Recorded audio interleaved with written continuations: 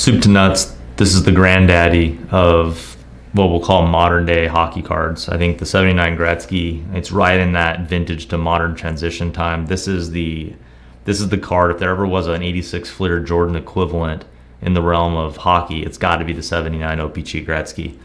It's a card for which the supply-demand ratios are so far out of whack. This is the guy who really changed the game the way Jordan did for basketball.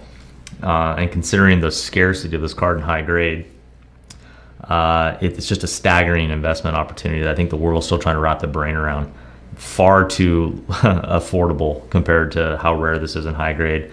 This is the first PSA 9 that we've brokered in a very, very long time.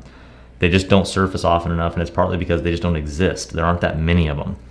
The offered example, beautifully preserved. Love the right to left centering. It's almost dead centered right to left, which is something you never see on the issue. Maybe got 5 points top to bottom shift. We have one print dot down in the blue border, but other than that, the print is phenomenal. There's no print snow whatsoever, and the cardstock throughout is fresh and uncirculated. It's clear to see why this card received such a lofty grade.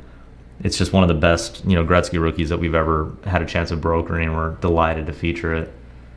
From an investment perspective, with Jordan rookies easily eclipsing $500,000 now, this is a card which, certainly seems to be worthy of at least that status. There's, 300 Jordan 10s. Take a look at the pop on how many PSA 9s of this card there are circulating.